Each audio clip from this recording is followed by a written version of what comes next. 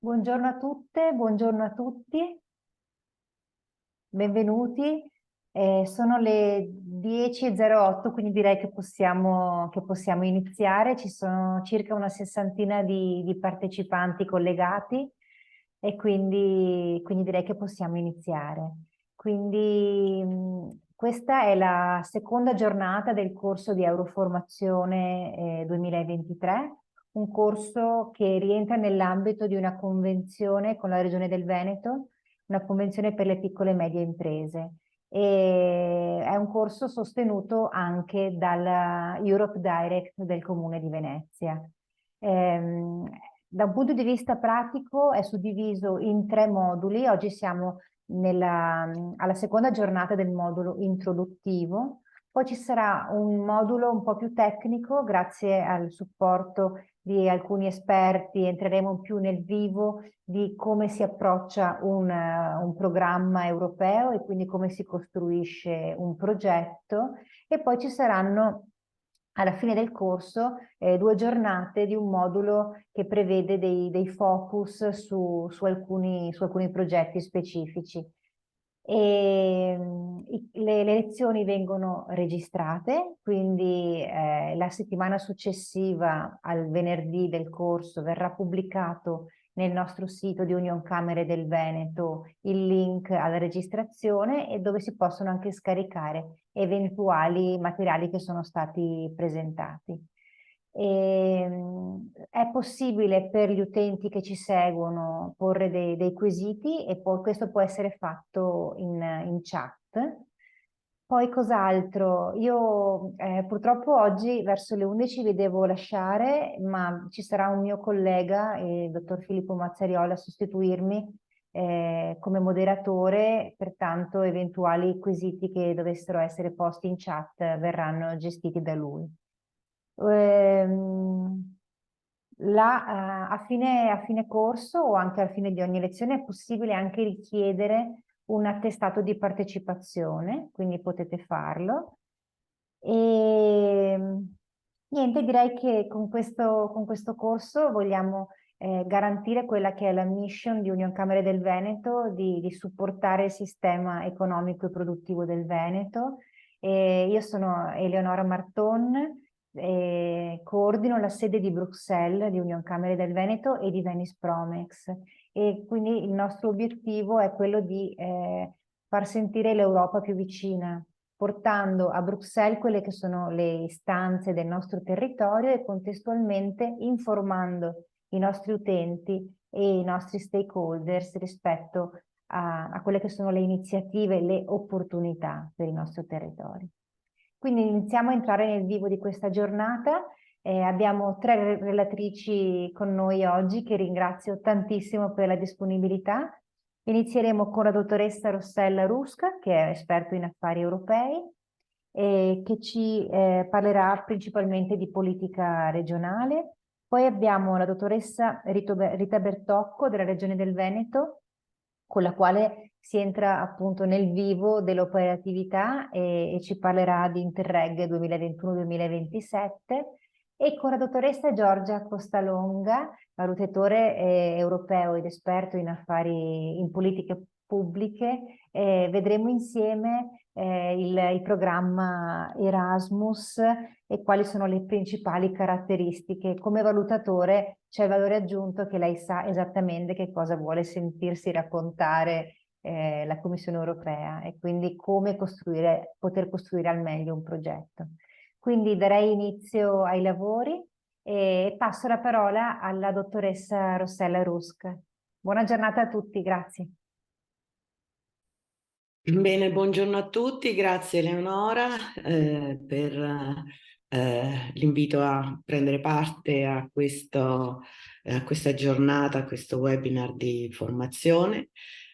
Ho dedicato la mia vita professionale alle politiche dell'Unione Europea, in particolare la politica regionale, e farò una carrellata nella quale cercherò di collegare i principi della politica regionale con alcuni strumenti e soffermandomi poi sulla dimensione diciamo, internazionale, come viene espressa all'interno della politica regionale, sapendo che poi Rita calerà il tutto nella realtà della Regione Veneto e quindi potrete, diciamo, comprendere poi i risvolti più concreti di questa dimensione.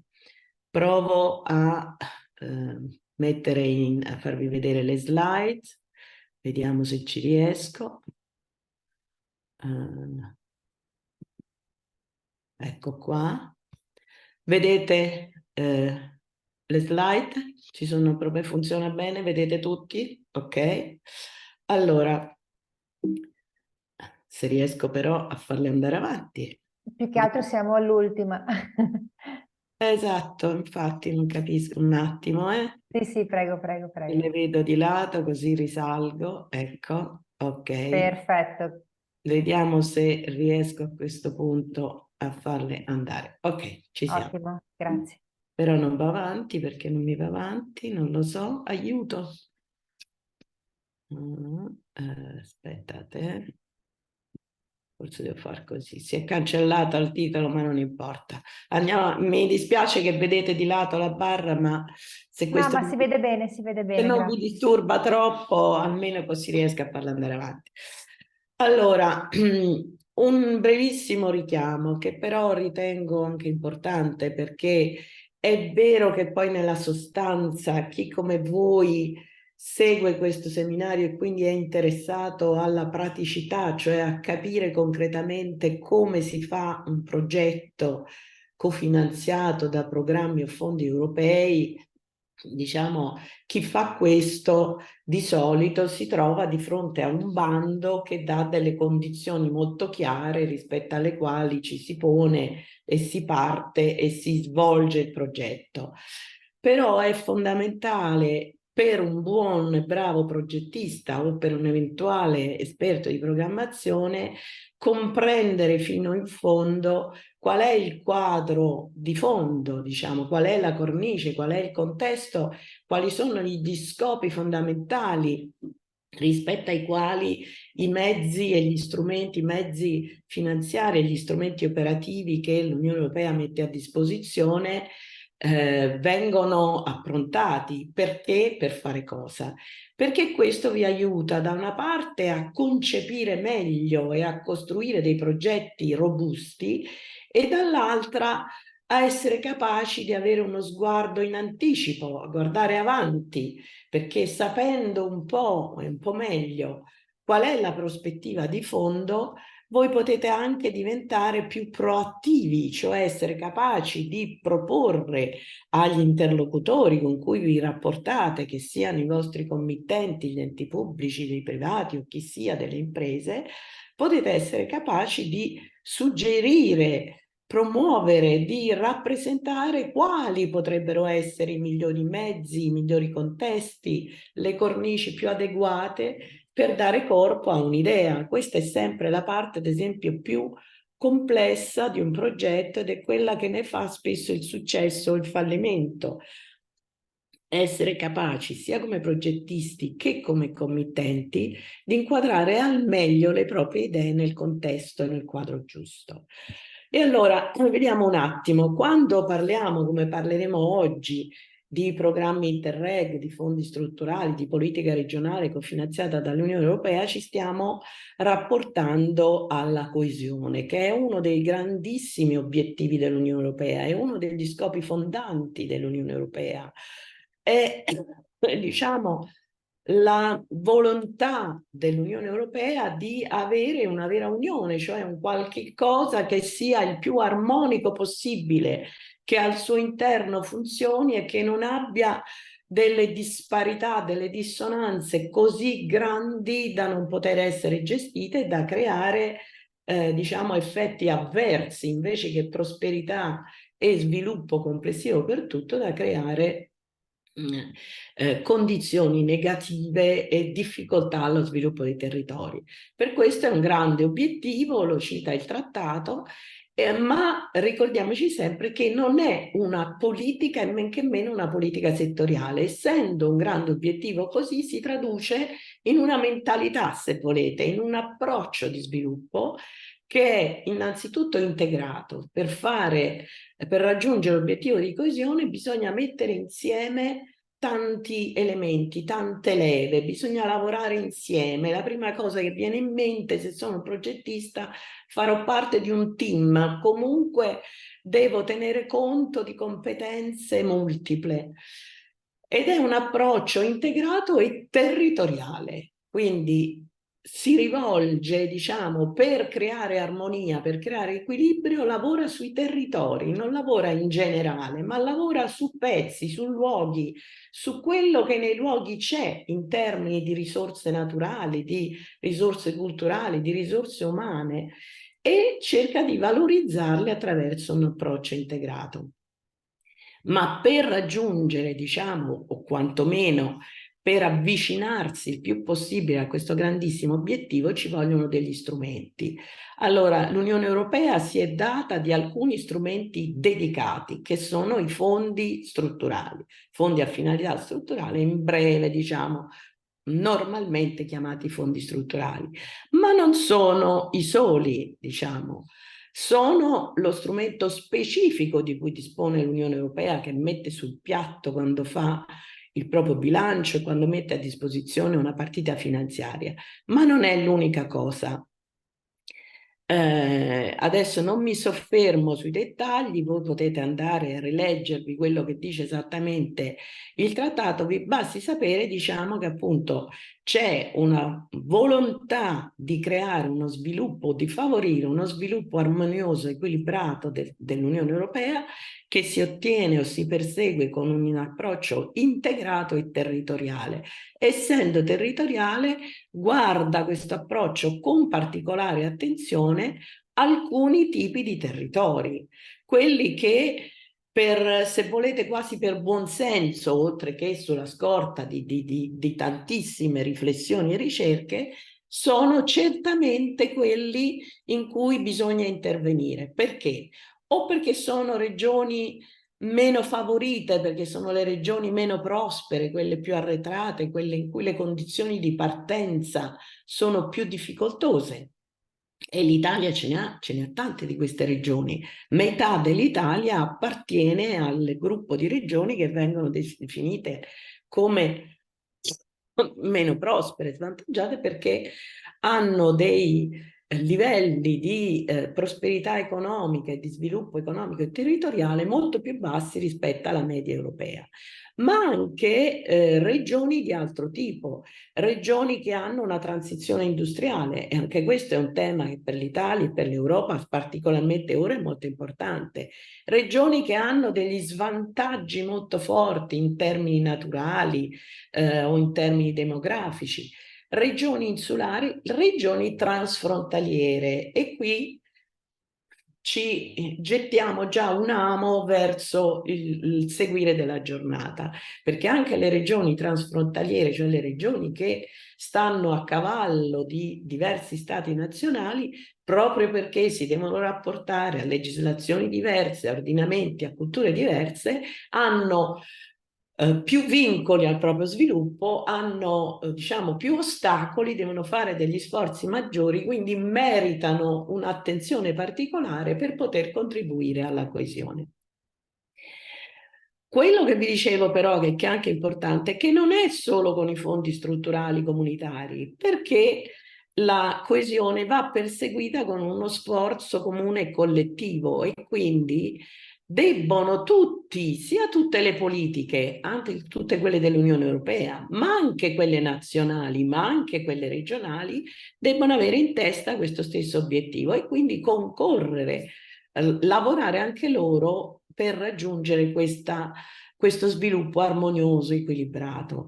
E questo è molto importante, anche questo da capire, perché non è possibile raggiungere obiettivi di coesione se, ad esempio, alcune politiche settoriali, anche dell'Unione Europea, come può essere quella della ricerca, quella sociale e così via, lavorano in senso dissonante o divergente. Così non è, perché infatti quando diciamo l'Unione Europea mette a punto e decide sia i fondi e sia le regole con cui usare i fondi, si preoccupa molto bene di questo aspetto e fa sì che siano messe in evidenza tutte le interrelazioni e tutte le collaborazioni possibili con le varie politiche settoriali, con i vari strumenti. A livello nazionale, come Italia, lo sappiamo molto bene, perché abbiamo addirittura nella nostra Costituzione un obbligo nazionale di coesione e dei fondi che vanno dedicati a questi. Abbiamo il fondo di coesione, che è un fondo nazionale che collabora, che porta acqua allo stesso mulino e che è concepito proprio in riferimento a questa visione dell'Unione Europea, a questi articoli del trattato.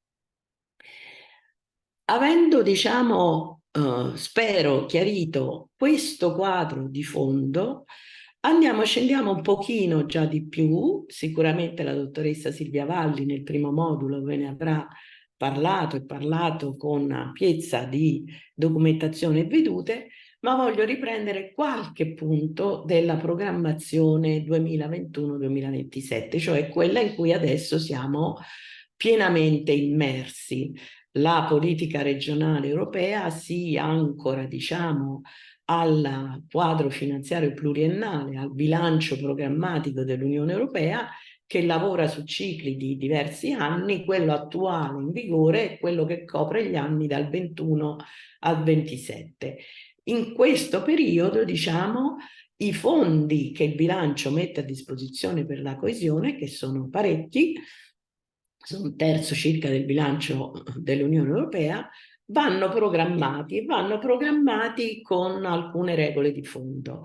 Al di là poi dei regolamenti specifici che disciplinano nel dettaglio come si fa un programma, quali elementi di coerenza, di controllo, di performance devono rispondere i programmi e i progetti, ci sono però alcuni elementi che caratterizzano un po' più fortemente questa programmazione rispetto a quelle precedenti.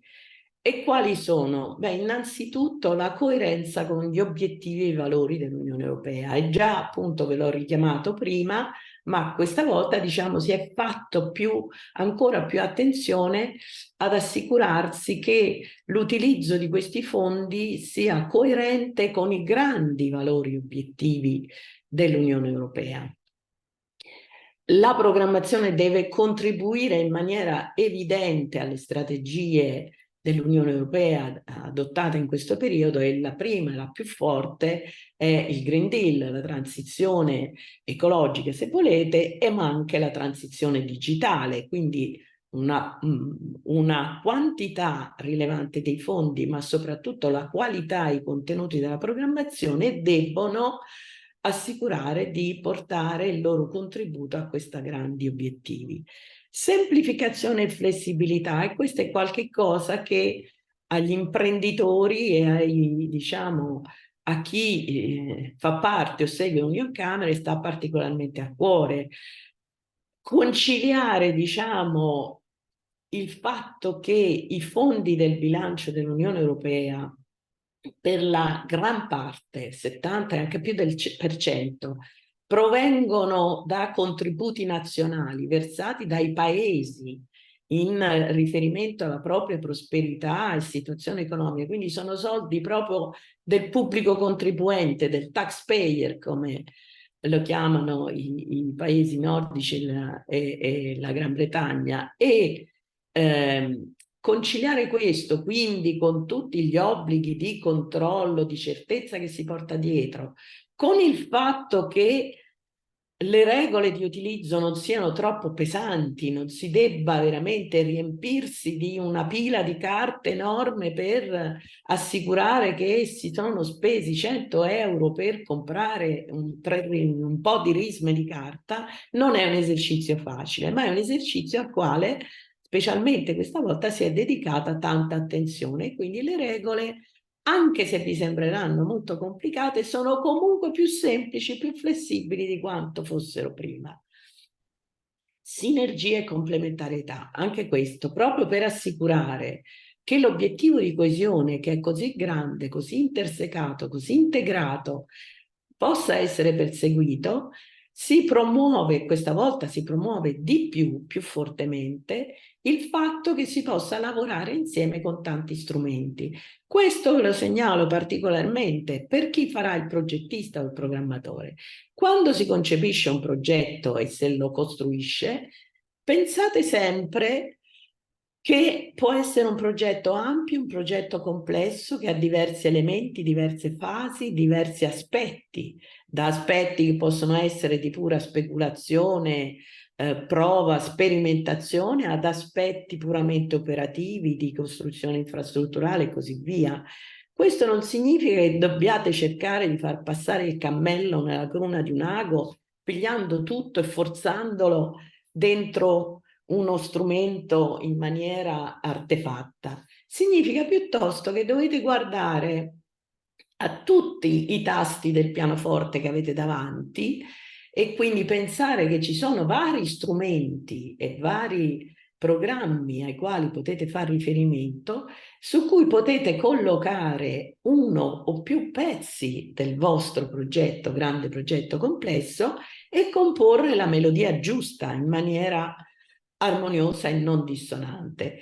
I regolamenti questa volta facilitano, se volete, questo compito, perché non solo lo indicano a chiare lettere, citano programmi diversi, strumenti diversi, ma danno possibilità di trasferire fondi, danno possibilità di riconoscere la qualità e l'appartenenza di un progetto a più strumenti e quindi di assegnargli delle etichette, dei label, di fare in modo che si possa riconoscere, diciamo, e che si possa facilitare lo sviluppo di progetti che toccano più leve. E infine la dimensione interregionale e transnazionale, che questa volta nelle regole 21-27 è meglio articolata rispetto a prima, è più incoraggiata e quindi in qualsiasi programma, anche in programma regionale che tipicamente si riferisce a un ambito limitato, quello del territorio amministrato da una regione, tuttavia può contenere, anzi deve quantomeno indicare, se c'è una volontà, di aprire e di lavorare con i progetti, con gli interventi che si fa su collaborazioni e su dimensioni più larghe. E su questo poi un pochino torneremo. Vi ricordo ad esempio che la coerenza con gli obiettivi globali, eccetera, si nota a partire proprio dall'inquadramento della coesione nel quadro finanziario pluriennale. La coesione sta in una rubrica che si chiama coesione e valori questa volta, e i valori sono quello del Green Deal, l'Agenda 2030, ma anche lo Stato di diritto. Bisogna assicurare che quando si usano questi fondi si abbia un contesto generale, istituzionale, di norme, di regole che assicuri uno Stato di diritto. La governance economica, no? Bisogna sempre essere sicuri che ciò che si fa si inquadri in una sana gestione dei bilanci a tutti i livelli, europeo, nazionale, regionale e così via. Adesso su questo io non mi soffermo, ve lo lascio scritto, ve lo guarderete dopo, ma comunque questo elemento di coerenza è veramente importante. Non mi soffermo sugli altri elementi di coerenza che vi ho citato, perché lì poi fanno testo le varie regole, gli elementi di dettaglio dei regolamenti che vanno studiati. Mi soffermo un attimo invece su questa dimensione interregionale e transnazionale, perché questa poi è particolarmente importante e interessante, penso, perché appunto è un soggetto che fa riferimento a Unioncamere, chi fa impresa, chi è parte del mondo delle imprese. Al giorno d'oggi le imprese, anche quelle piccoline, anche quelle che sono molto ancorate ai territori, operano sempre in una dimensione aperta, in una dimensione che non è nazionale ma che è transnazionale.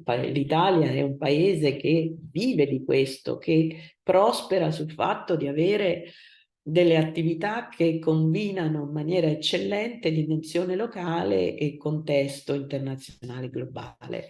E quindi sapere e capire in che modo dei fondi o degli strumenti che sono concepiti come strumenti locali di territorio possono però consentire di avere un campo largo è importante. E allora vi dico che stando alle regole del 2021-2027, delle attività di cooperazione che quindi travalicano i confini nazionali possono trovarsi all'interno già dei programmi regionali o nazionali cofinanziati dai fondi strutturali, come singoli progetti, come misure, come priorità di programmi. Possono trovare luogo in progetti, azioni, pilota o iniziative della Commissione e poi trovano un loro ambito specifico nei programmi Interreg. Vediamo un attimo questo, vado spero abbastanza velocemente. Finalmente, diciamo, è stato scritto, è stato chiarito quello che un po' già si sapeva, che tutti più o meno facevano, ma insomma è chiaro dai regolamenti che una operazione, un'attività che viene finanziata da un programma che fa parte di un singolo territorio, che sia la Regione Veneto, per esempio, però può essere attuata in parte o in tutto anche al di fuori dell'Italia, ma anche al di fuori dell'Unione, purché sia qualcosa di utile a che cosa? Agli obiettivi del programma. Se il mio scopo è quello di migliorare la competitività di un'impresa, e per fare questo ha bisogno di fare un qualche cosa in Canada, negli Stati Uniti, in Cina, oppure ha bisogno di collaborare con un tedesco, un francese, che si può fare. L'importante però è che si veda e si percepisca bene, si possa misurare quale ne è l'utilità. E anche un'operazione appunto può avere sostegno da più fondi o più programmi, complementarità, sinergia e dimensione internazionale. Questo è importante. Ancora, questa volta è stato stabilito che proprio ogni programma deve dire, non è più una possibilità o una volontà diciamo estemporanea come era fino ad oggi, ma ogni programma deve fare uno sforzo per raccontare innanzitutto se e in che modo collabora con degli strumenti che poi vedremo, che sono le strategie macroregionali, cioè strategie concepite su dei territori ancora una volta ben definiti ma molto larghi. E poi se prevede di fare o di finanziare delle azioni che appunto hanno dimensione internazionale. E in che modo e perché e in quali obiettivi.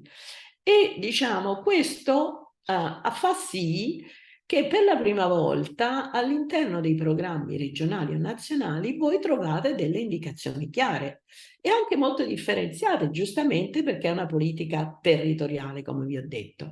Se andate per esempio a vedere due programmi, quello della Regione Veneto e quello della Regione Lazio, finanziati sempre dal Fondo di Sviluppo Regionale, e vi soffermate su questo aspetto, vedete che la Regione Veneto, che è una regione particolare, perché tra le regioni italiane che partecipa a più programmi Interreg, perché ha frontiere, quindi a programmi di cooperazione frontaliera, appartiene a degli spazi transnazionali, appartiene a tutte le dimensioni europee. Insieme alla Regione Puglia è quella che partecipa a più programmi, 5 se non sbaglio, se non vado errato.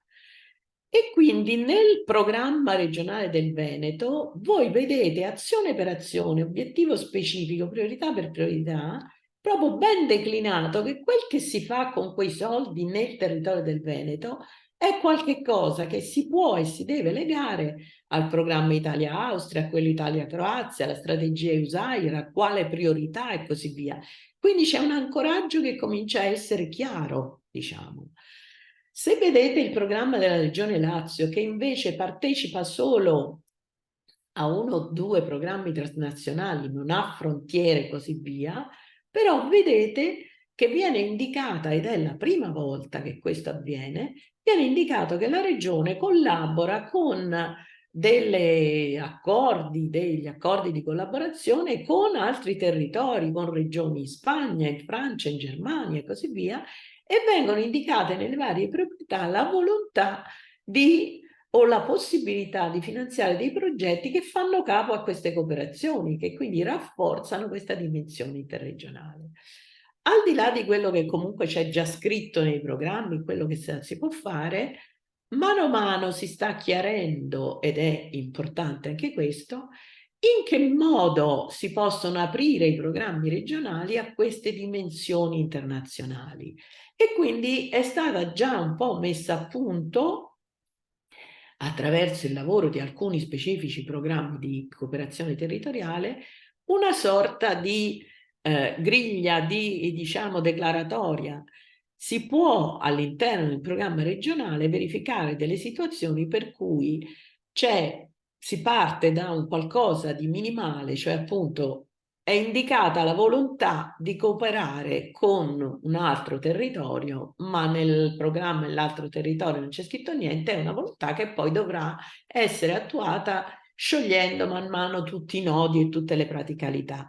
Ma si può arrivare fino a inserire in 2 o più programmi una cooperazione veramente congiunta, integrata, in cui si dice bene, prendiamo dei soldini da un pezzo del programma, li mettiamo insieme, facciamo un salvadanaio, dei bandi congiunti, dei fondi per delle cose che ci riguardano insieme. Quindi ci sono diverse possibilità, tutto dipende dallo stato di maturazione di questa dimensione di apertura interregionale e transnazionale dei progetti. Ci sono poi, ma vado su questo molto velocemente, c'è anche un'azione particolare del 2021-27 che è uno strumento per gli investimenti di innovazione interregionale che dà un piccolo sostegno finanziario a consulenze per investimenti che vadano a sviluppare le catene di valore europee. Sono cose abbastanza un po' sperimentali, ma sono molto importanti, tant'è vero che l'Unione Europea ha deciso di finanziarle lei stessa, è un'azione innovativa che fa la Commissione con 500 milioni, non è granché, ma è significativo, e questo lo sta attuando man mano con una gestione diretta. Vi ho indicato dove potete trovare informazioni. Le regioni italiane sono molto attive su questa iniziativa, sviluppando attività, reti, azioni pregresse, quindi la cosa sta andando avanti. Se per caso vi interessa potete sempre dare un'occhiata anche a quella. Scendiamo adesso un po' più e vado a creare poi un ponte con Rita Bertocco. La dimensione internazionale della politica di coesione e della politica regionale dei fondi strutturali si esplicita in una maniera del tutto caratteristica, e proprio è uno strumento che ha la Commissione europea e che ha messo in atto e sviluppato a partire dal 1990, è quello che diciamo ormai è diventato una sorta di marchio Interreg, cioè i programmi di cooperazione territoriale europea. Sono nati nel 1990 come piccolo semino, come azione, diciamo, come iniziativa comunitaria, piano piano sono cresciuti. Dal 2007 sono diventati uno degli obiettivi dei fondi strutturali, insieme all'obiettivo, diciamo, di crescita e sviluppo dei singoli territori, c'è anche l'obiettivo di cooperazione tra i territori. E proprio perché man mano sono cresciuti, sono diventati più complessi e più ampi in tutti i sensi, dal 2014 hanno anche un regolamento comunitario dedicato. Quindi se volete o vi trovate a fare un progetto Interreg, dovete conoscere sia le regole generali dei fondi strutturali, sia le regole specifiche del Fondo Europeo di Sviluppo Regionale che finanzia Interreg, sia le regole specifiche di Interreg. Quindi dovete lavorare con un triplo strato di regole da conoscere. Qual è l'obiettivo di questi programmi? È sempre lo sviluppo armonioso e congiunto, sempre di coesione stiamo parlando, quindi sempre là si va a parare, però cercando di facilitare i problemi specifici che riguardano i territori che sono territori caratterizzati, hanno una loro valenza, non sono qualcosa di amorfo, ma hanno una dimensione che trascende i confini di uno Stato dell'Unione Europea. E come si cerca di andare incontro a questi territori, valorizzarli, aiutarli a risolvere le loro complessità, promuovendo e finanziando azioni congiunte, scambi di esperienze, costruzioni di reti. I programmi Interreg si articolano in diverse modalità. La prima, la più antica, è quella della cooperazione transfrontaliera. Lo dice il nome, sono programmi specifici di cooperazione territoriale che vanno a incidere su dei programmi a cavallo di una frontiera di Stato. L'Italia ce n'ha parecchi, qui li vedete evidenziati. Il Veneto, lo capite, è parecchio interessato. Il Veneto partecipa al programma Italia-Austria, a quello Italia-Slovenia e a quello Italia-Croazia. Quindi sono 3 frontiere, diciamo, su cui lavora la Regione Veneto, 3 frontiere di Stato, con caratteristiche totalmente diverse. Infatti i 3 programmi sono totalmente diversi, ma sono tutte e 3 interessanti per subterritori specifici del Veneto. Alcuni lavorano su 2 o 3, su 2 o tutti e 3 i programmi. In questo caso, appunto, si tratta di territori che sono molto ben delimitati, infatti non prendono regioni intere, non pigliano tutto il Veneto e dall'altra parte tutto, che ne so, il Burgenland austriaco, ma prendono dei livelli provinciali, cioè dei territori più piccoli, proprio per definire qual è quell'ambito in cui si sente l'effetto di una frontiera, sia per affinità, perché diciamo, nonostante l'appartenenza a stati diversi, però c'è una comunanza, ci sono elementi che diciamo fanno da collante a questi territori, sia in negativo per le difficoltà, perché le barriere linguistiche, normative, naturali, geografiche possono ostacolare lo sviluppo di questi territori. Lavorare su questi territori va a vantaggio di tutta l'Unione Europea, perché chiaramente diciamo, si gestiscono, si riducono, si limano gli effetti di frattura creati dalle frontiere. Poi Rita vi parlerà sicuramente più in dettaglio dei singoli programmi frontalieri. C'è un altro tipo di cooperazione che ha uno sguardo più largo, la cooperazione transnazionale. In questo caso si guarda territori che sono composti da somme di regioni, quindi il Veneto, la regione Veneto, partecipa nella sua interezza a diversi di questi programmi e diverse regioni italiane. L'Italia, come vedete dalle cartine, è parte di diversi di questi programmi transnazionali. Qui si guarda a territori più ampi, a territori che hanno un loro significato interno sempre. Quando guardiamo, c'è un programma che riguarda lo spazio alpino, c'ha una sua dimensione interna, lo vedete lì evidenziato, che è diciamo costituita dal focus che questo territorio ha sulla presenza di una catena montuosa così importante. Non riguarda solo il territorio montano, ma riguarda tutto il territorio che, interagendo con questa presenza della catena montuosa, ha delle diciamo vocazioni, ha delle potenzialità e anche degli ostacoli di natura ben definita e che quindi si configurano lì e non si configurano in un territorio accanto diverso in un altro spazio. In questi programmi chiaramente si interviene già con una modalità diversa. Mentre con quelli frontalieri si possono fare anche delle piccole infrastrutture, si interviene più localmente, qui siamo in uno spazio più ampio. Molti dei progetti che riguardano questi programmi vanno a costruire le basi per un lavoro poi successivo più fine sul territorio.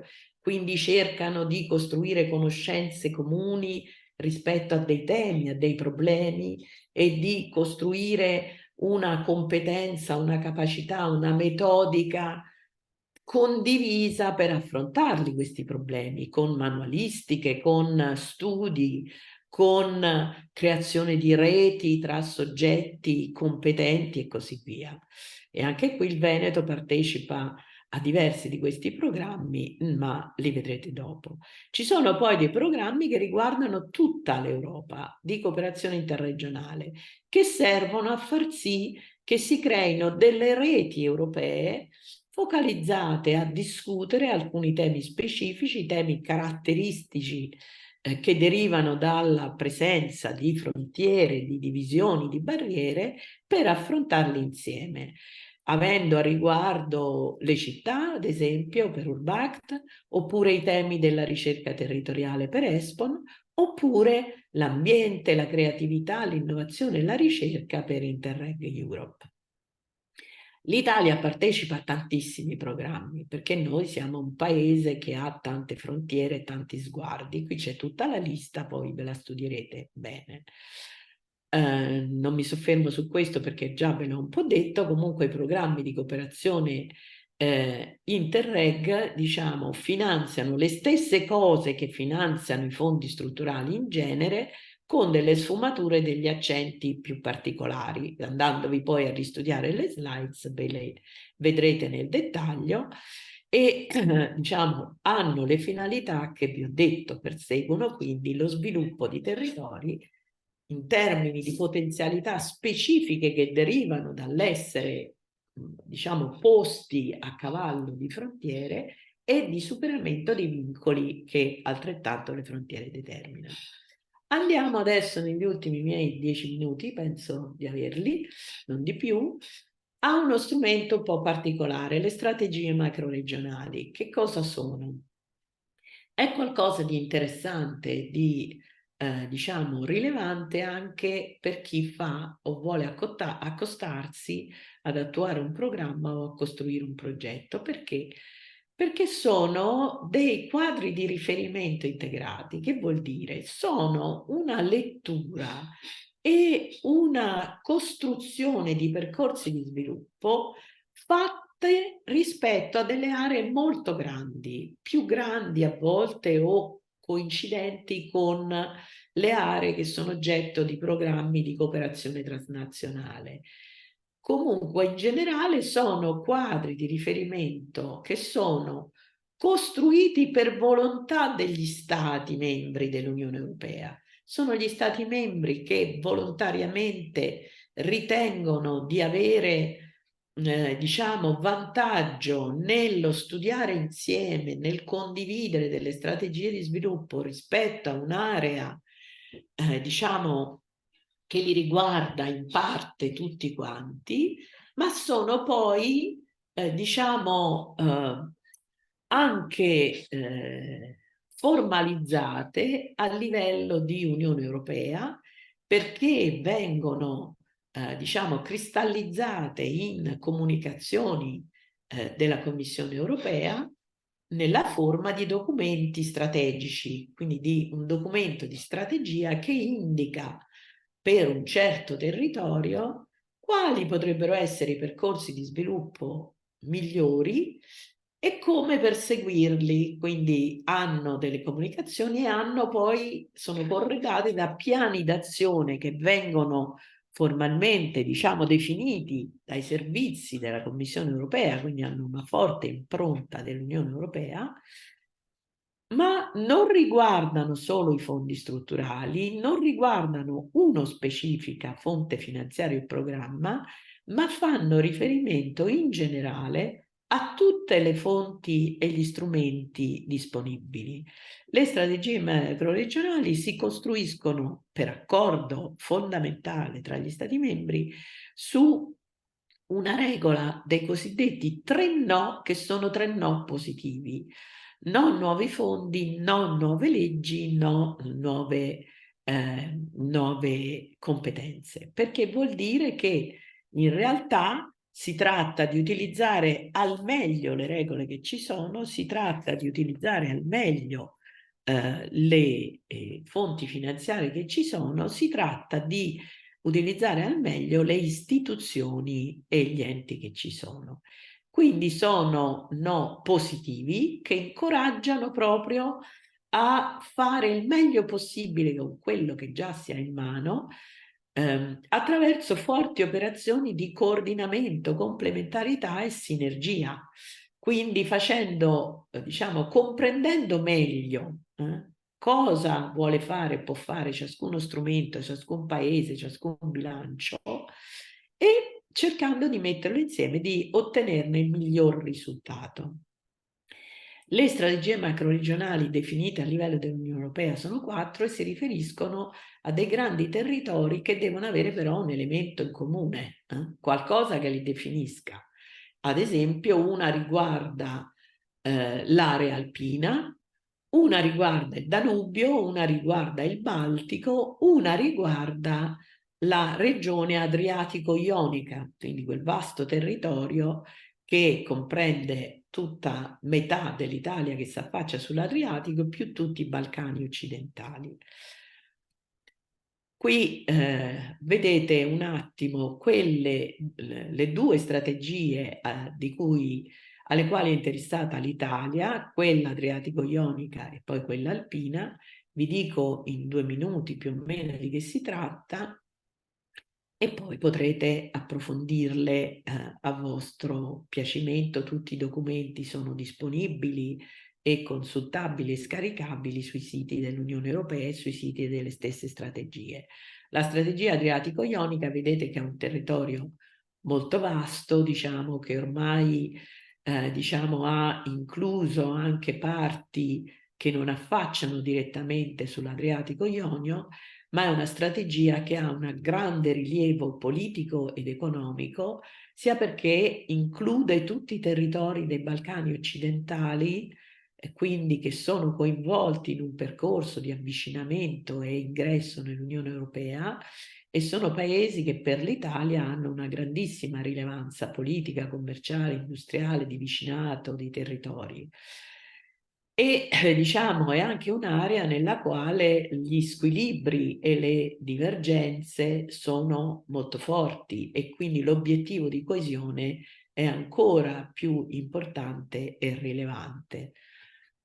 Questa strategia si attua, diciamo, prevede vari pilastri, come vedete, e degli aspetti trasversali. Vi dico subito che la strategia che è stata adottata nel 2014 attualmente è in fase di revisione. Io sto lavorando proprio su questo e diciamo gli Stati e la Commissione hanno deciso di aggiornarla tenendo conto di tutte le novità nelle politiche e nelle strategie dell'Unione Europea e anche diciamo, nelle circostanze ben diverse, nelle sfide che si devono affrontare.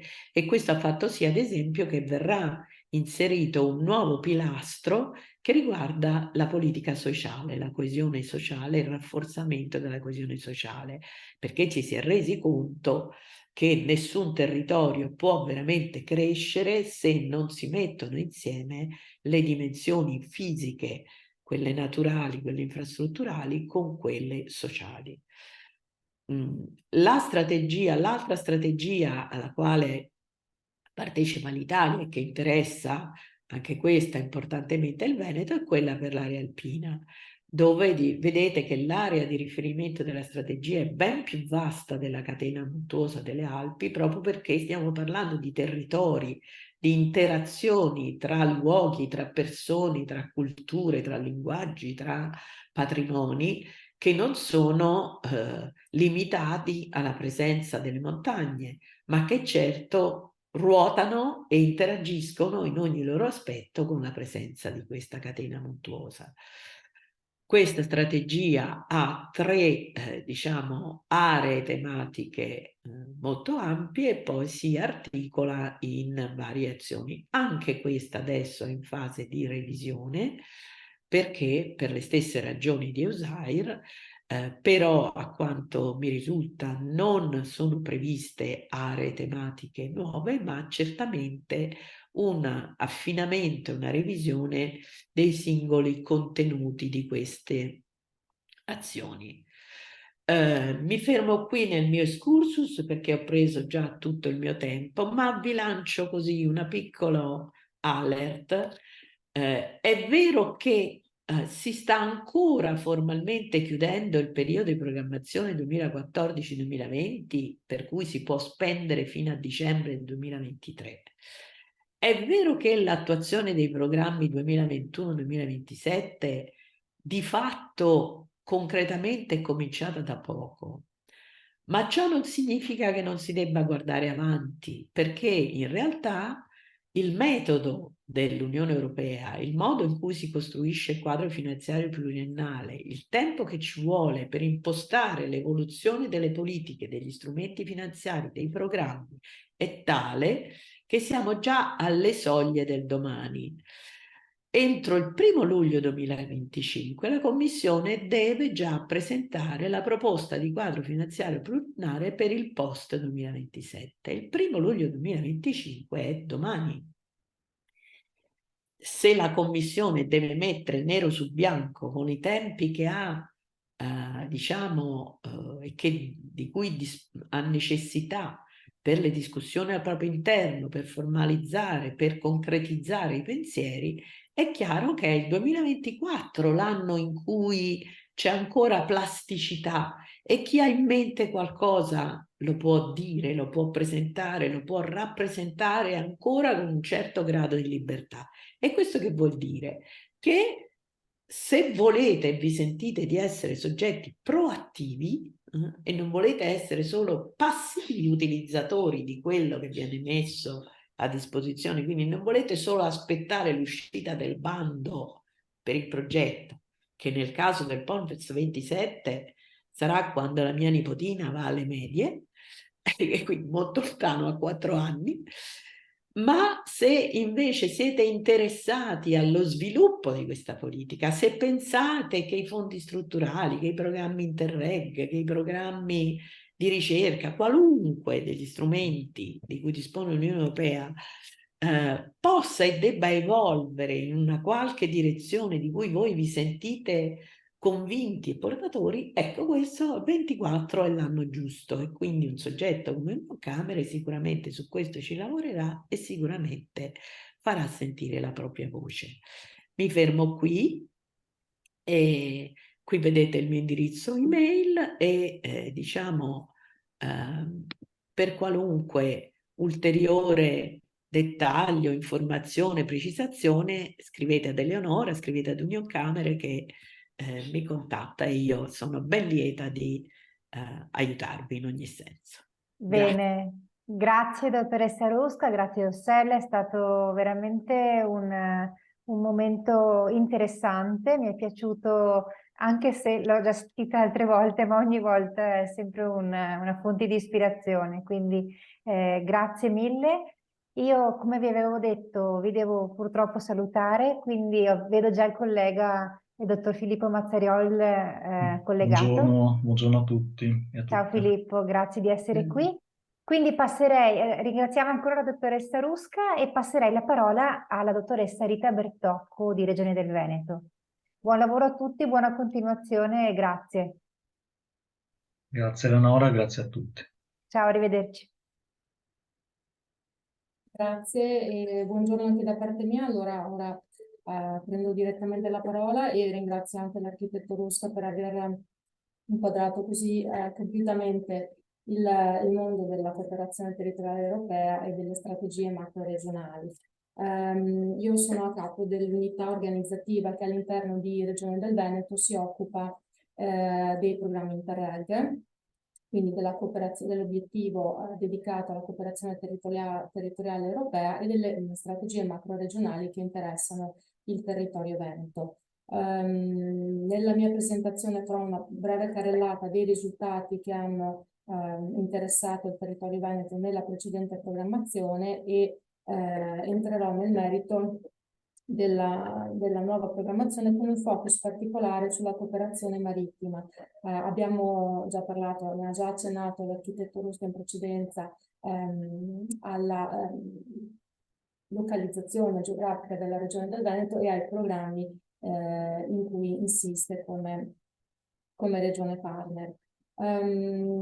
Una cosa in apertura vorrei anticipare prima di lanciare la mia presentazione, magari approfitto di questo momento per condividere lo schermo. Oggi a questo corso sono presenti sostanzialmente soggetti privati o soggetti che fungono da intermediari e fornitori di servizi verso appunto il mondo delle imprese, in particolare PMI, e molti di voi sono anche già stati sicuramente partner di progetti di cooperazione, e vorrei sottolineare che anche nella programmazione 21-27 c'è una particolare attenzione al coinvolgimento dei soggetti privati nei progetti di cooperazione. Quasi tutti i programmi considerano eleggibili i soggetti privati, certamente con alcune differenze di programma in programma legate certamente alla capacità giuridica dei soggetti privati e in particolare, per quanti non sapessero, sottolineo che per questa nuova programmazione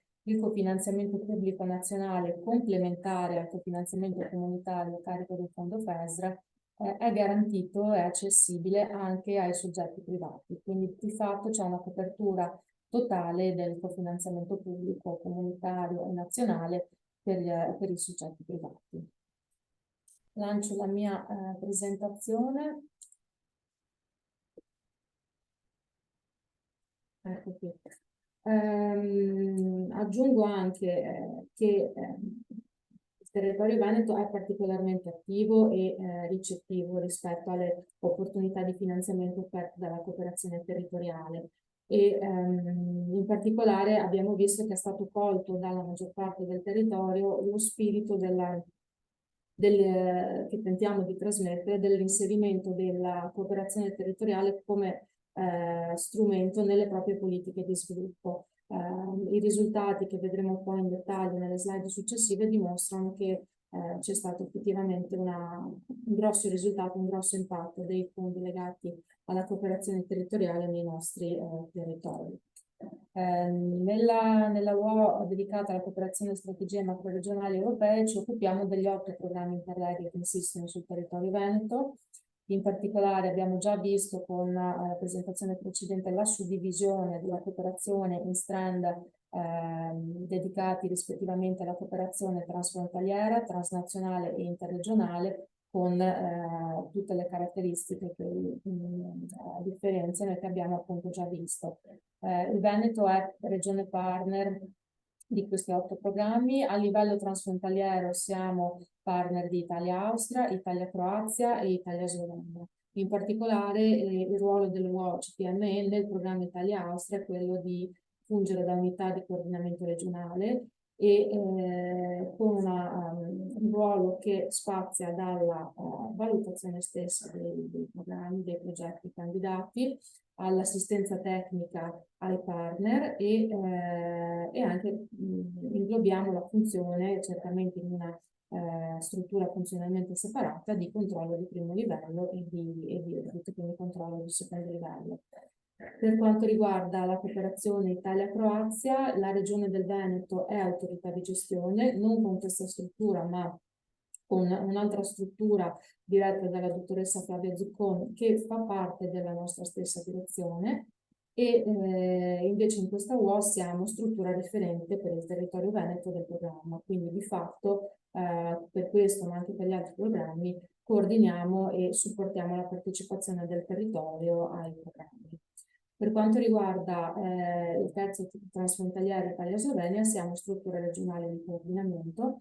In questo caso il controllo di primo livello è affidato alla regione Friuli-Venezia Giulia, lo era in passato e è stato riconfermato anche per il 21-27. A livello di transnazionali siamo partner di Central Europe, IPA-Adrian, Spazio Alpino e Euromed.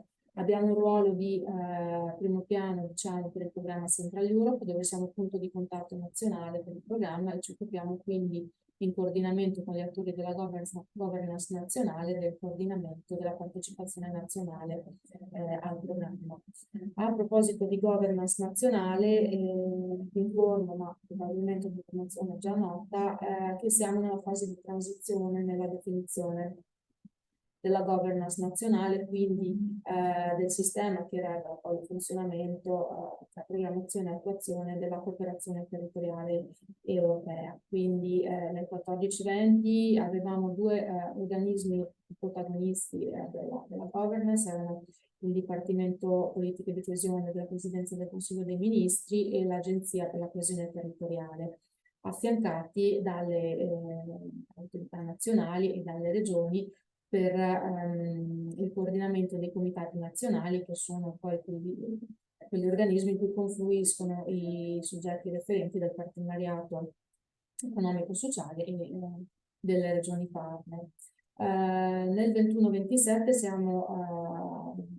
ci sono alcune novità, per cui l'Agenzia per la coesione territoriale di fatto ha cessato le proprie attività nel 23 e le funzioni verranno assorbite dal Dipartimento Politiche di Coesione e siamo in attesa dell'adozione del documento che si chiama Intesa, che definisce proprio gli elementi cardine della governance nazionale. Questo è particolarmente importante per voi perché nel quadro dell'intesa vengono definiti anche gli elementi del sistema di controllo nazionale, che poi a livello pratico va ad interessare i beneficiari, i controllori, quindi può avere un impatto notevole nella fase di attuazione dei nostri progetti.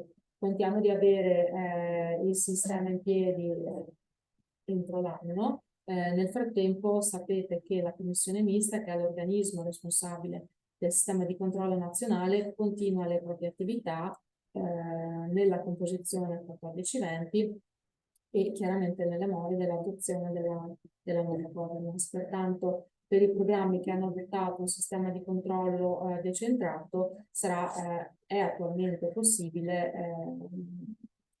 da parte certamente dei beneficiari procedere a inviare la documentazione di convalida dei controllori selezionati per i vostri progetti.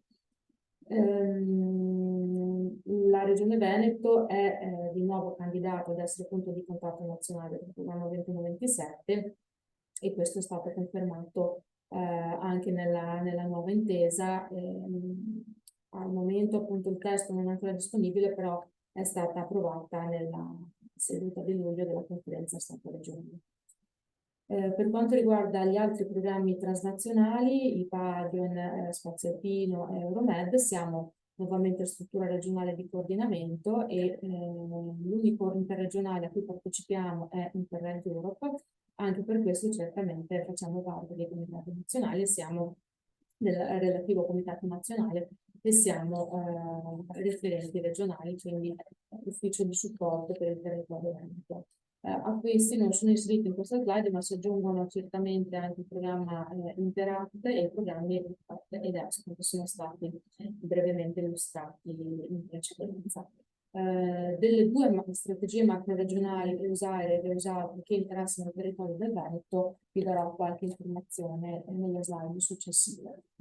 Quello che mi preme dire ora è che la nostra architettura istituzionale favorisce il coordinamento tra fondi.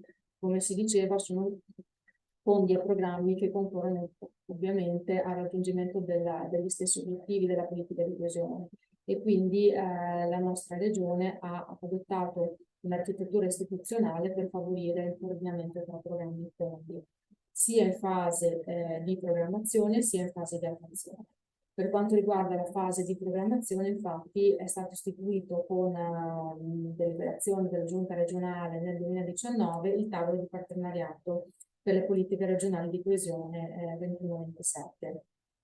Qui trovate l'elenco dei membri, delle tipologie di membri del tavolo di partenariato. Certamente sono coinvolte le autorità regionali, locali, cittadine e i partner rappresentativi della società civile e delle parti economico e sociali, compresi certamente i partner ambientali.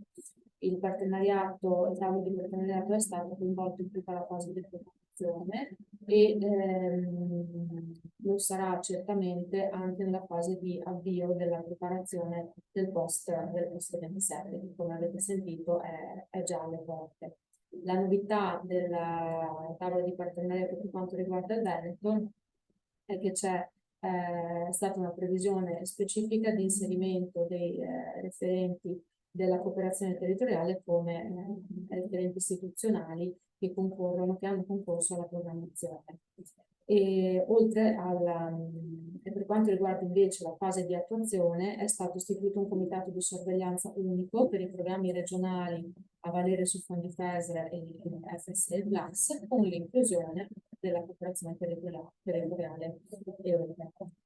Questo significa che è stato avviato un percorso di coordinamento anche supportato a livello nazionale dal Dipartimento Politiche di Coesione per la scrittura dei programmi regionali 21-27 e in cui trovate per ogni obiettivo specifico dei riferimenti puntuali alle azioni di cooperazione, azioni interregionali, transfrontaliere e transnazionali che vadano a valorizzare la partecipazione del territorio veneto a questi programmi in un approccio integrato, quindi in maniera coordinata per favorire e massimizzare l'impatto dei programmi dei nostri territori e per coordinare le iniziative portate avanti dal nostro budget.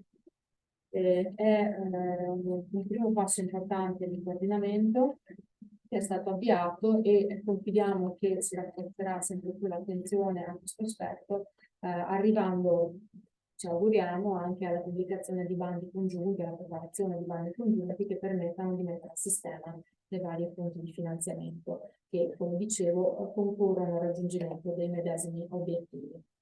Vi darei ora qualche dato sulla partecipazione del Veneto. Come vi dicevo, il territorio veneto è particolarmente partecipe dei progetti e dei programmi di cooperazione territoriale. Nella programmazione 14-20 abbiamo allocato al Veneto una dotazione di fondi FESR pari a più di 81 milioni di euro. Come sapete, la cooperazione territoriale non ha un budget preassegnato a livello regionale, ci sono delle dotazioni finanziarie dei programmi che vengono assegnate alle aree geografiche che compongono i programmi e si concorre con procedure competitive ai bandi e quindi questa dotazione totale per il Veneto è segno e a dimostrazione della capacità, della vivacità progettuale dei nostri territori.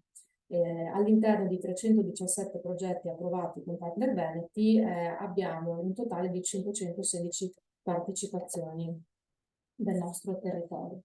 In questa slide trovate il dettaglio per programma. Qui c'è una rappresentazione che richiama gli 11 obiettivi tematici della precedente programmazione, con una sintesi dei loro contenuti, 11 obiettivi che naturalmente sono stati, come avete visto, compattati a 5 in un'ottica di semplificazione e concentrazione tematica nel 21-27.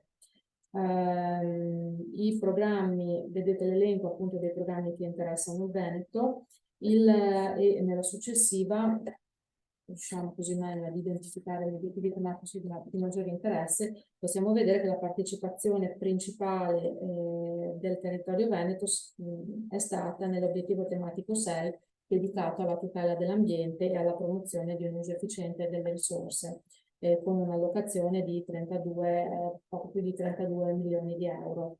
A seguire, i risultati maggiori si sono ottenuti nell'OT1, dedicato al rafforzamento della ricerca, dello sviluppo tecnologico e dell'innovazione, e a scendere l'obiettivo tematico 7, dedicato ai trasporti sostenibili, e l'obiettivo 11, dedicato al rafforzamento delle capacità delle amministrazioni pubbliche e degli stakeholder, e infine l'obiettivo 4 dedicato alla transizione a un'economia a basse emissioni di carbonio sono stati gli obiettivi maggiormente considerati dai nostri partner. Come si diceva, nella nuova programmazione c'è una concentrazione in 5 obiettivi di policy, obiettivi strategici che vengono declinati in 23 obiettivi specifici, a cui si aggiungono 2 obiettivi espressamente dedicati ad Interreg come novità della nuova programmazione. Uno è dedicato alla migliore governance della cooperazione e un altro a un'Europa più sicura. I programmi, ciascuno dei programmi ha, a seconda certamente anche dei vincoli imposti dal pacchetto regolamentare, ha selezionato alcuni di questi obiettivi e alcuni obiettivi specifici. Questi vanno a comporre l'architettura dei programmi all'interno dei quali poi vengono sviluppati i bandi. In queste slide, che io non andrei a leggere nel dettaglio perché sono piuttosto complesse da leggere, piuttosto lunghe, quindi ve le lascerei come base informativa dei risultati dei risultati per farvi dare un po'. Scusate, non sono nella slide, nella presentazione online. Va bene, allora meglio così. Nel caso metterò a disposizione la presentazione completa come documentazione del corso. Passiamo quindi alla distribuzione degli obiettivi di policy e dei rispettivi obiettivi specifici all'interno dei programmi che interessano il Veneto. Per quanto riguarda l'obiettivo di Policy 1 dedicato a un'Europa più competitiva, vediamo che l'obiettivo specifico 1 dedicato al rafforzamento delle capacità di ricerca e innovazione e l'introduzione di tecnologie avanzate è stato adottato da praticamente tutti i programmi che interessano il territorio, ad eccezione di Interreg Europe. Per Interreg Europe possiamo subito dire che, come vedrete in tutte le slide, è stato adottato solo l'obiettivo specifico dedicato all'Interreg 1, quindi l'ISO 1, poiché Interreg Europe è un programma sostanzialmente di promozione della governance dedicato esclusivamente agli enti pubblici e finalizzato a rafforzare le capacità delle pubbliche amministrazioni. Per quanto riguarda l'obiettivo specifico 1.2 dedicato alla digitalizzazione, lo Spaziottino è l'unico programma che ha inserito questo obiettivo nella propria programmazione. L'obiettivo 1.3 dedicato al rafforzamento della crescita sostenibile e alla competitività delle piccole e medie imprese non è presente in nessuno dei nostri programmi, mentre l'1.4 dedicato al rafforzamento e allo sviluppo delle competenze per la specializzazione intelligente, transizione industriale e imprenditorialità è stato adottato dai programmi IPA Adrian, Central Europe e Italia Croazia. Naturalmente tutti queste slide rappresentano il risultato di una programmazione che ha coinvolto tutto il partenariato economico e sociale e certamente anche il territorio del Veneto, che più volte, come alcuni di voi ricorderanno, è stato chiamato a contribuire direttamente con degli input alla scrittura dei programmi, rappresentando quindi i propri bisogni e le proprie richieste verso i programmi. Per quanto riguarda l'obiettivo di Policy 2 dedicato a un'Europa più verde, in particolare l'obiettivo specifico 2.1 dedicato all'efficienza energetica, è stato adottato dal programma Central Europe e Spaziottino. Il 2.4 dedicato all'adattamento ai cambiamenti climatici, alla prevenzione dei rischi e di catastrofe e alla resilienza è stato adottato da tutti i programmi, ad eccezione dell'Interreg Europe. Il 2.6 dedicato all'economia circolare ed efficiente da tutti i programmi, ad eccezione di Italia Austria e Italia Croazia, e il 2.7 invece dedicato alla tutela della biodiversità e alle infrastrutture verdi, anche nelle aree urbane. Il 2.8 dedicato alla mobilità urbana multimodale e sostenibile è stato adottato dal programma IPA Adrian e Central Europe.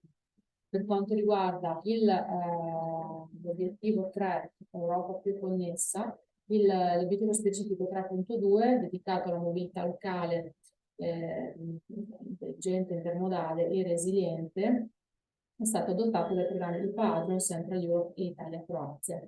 Infine il PO4, che è stato un po' l'obiettivo di policy più diciamo controverso, perché senz'altro è un obiettivo che richiamava di più l'attenzione dei programmi regionali a valere sulla classe E+, solo l'obiettivo 4.6 dedicato al rafforzamento della cultura e del turismo è stato adottato dai programmi Italia-Austria, Italia-Croazia e Italia-Slovenia. L'obiettivo di Policy 5, in particolare con l'obiettivo 5.2 dedicato alla promozione dello sviluppo sociale, economico, ambientale integrato e inclusivo a livello locale, è stato adottato dal programma Italia-Austria. Italia-Austria che, vorrei ricordare, è l'unico programma a livello europeo, quindi nell'ambito del panorama dell'Interreg a livello europeo, ad aver adottato per primo e mantenuto l'approccio CLLD. Quindi all'interno del programma, da un paio di programmazioni, è stata sviluppata lo sviluppo integrato locale partecipativo chiamato appunto CLLD, con l'individuazione di organismi intermedi che sono poi rappresentati sostanzialmente dai GAL e che nell'area programma hanno appunto il compito di coinvolgere il territorio in azioni che abbiamo visto caratteristiche della cooperazione transfrontaliera a livello molto locale, assolutamente locale, nell'attuazione del programma. È un caso di successo che è stato oggetto di particolare interesse da parte della Commissione europea e resta al momento l'unico caso di coinvolgimento del territorio al basso, diciamo, in fase di attuazione nell'ambito dei programmi Interreg. Infine, per quanto riguarda l'obiettivo ISO 1, che è la novità della nuova programmazione, c'è un'apertura da parte di tutti i programmi. Per la dotazione finanziaria nel 21-27 c'è stata una sensibile riduzione delle risorse dedicate alla cooperazione territoriale europea, ma in realtà c'è stata una riduzione a livello generale dei fondi dedicati alla politica di coesione, sebbene resti comunque la principale politica di investimento dell'Unione Europea. Qui vedete declinate nelle 4 componenti la cooperazione transfrontaliera, transnazionale, interregionale e la componente D dedicata alla cooperazione con le regioni ultraperiferiche e le rispettive dotazioni finanziarie complessive di fondi naturalmente FESR. Maggiori dettagli e riferimenti all'interno dei regolamenti e delle decisioni di esecuzione della Commissione li trovate nella slide e certamente vi invito ad andare ad approfondire questa documentazione che poi compone la base normativa dell'attuazione dei programmi. A livello di tasso di cofinanziamento, come si diceva prima, c'è sicuramente una situazione favorevole per i partner italiani che possono beneficiare della quota complementare al cofinanziamento europeo a carico del Fondo di rotazione nazionale. Con la delibera CIPES 78 del dicembre del 21 è stata confermata la possibilità e la disponibilità di questi fondi anche per i soggetti privati. I tassi di cofinanziamento variano dal 75 all'80% per quanto riguarda la quota UE nei vari programmi e nell'ultima colonna vedete la dotazione finanziaria per i singoli programmi e con una specifica per i programmi IPA-Agron ed Euromed, in quanto la componente comunitaria è costituita non solo dal fondo FESR ma anche dal fondo IPA 3 e qui si tratta di uno strumento a supporto dei paesi in adesione, preadesione. Come vi anticipavo all'inizio, vorrei fare un focus sui programmi marittimi o con proiezione marittima che interessano la regione del Veneto. Come vi dicevo, siamo autorità di gestione del programma Interreg Italia-Croazia, ma non è l'unico programma caratterizzato dal ruotare intorno ad un confine marittimo per quanto riguarda il Veneto. Ci sono infatti anche programmi Euromed, Italia-Slovenia e IPA-Agron stesso appena citato.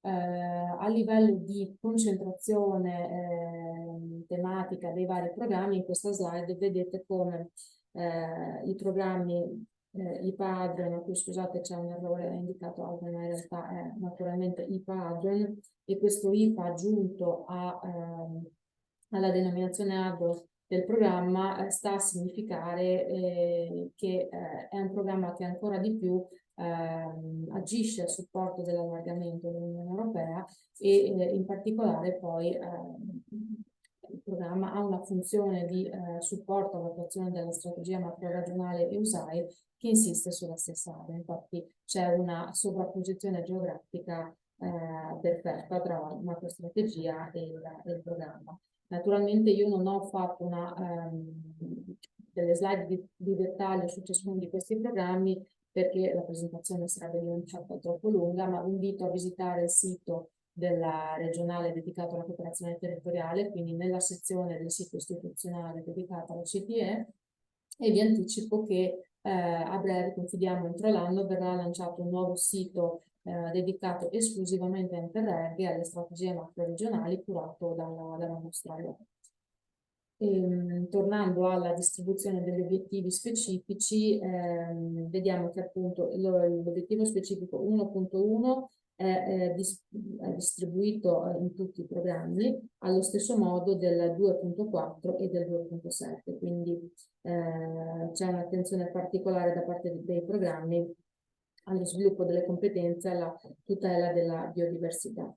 Per quanto riguarda anche la mobilità c'è una buona copertura e infine per quanto riguarda l'obiettivo dedicato alla governance di Interreg, tutti i programmi l'hanno inserito nella propria architettura.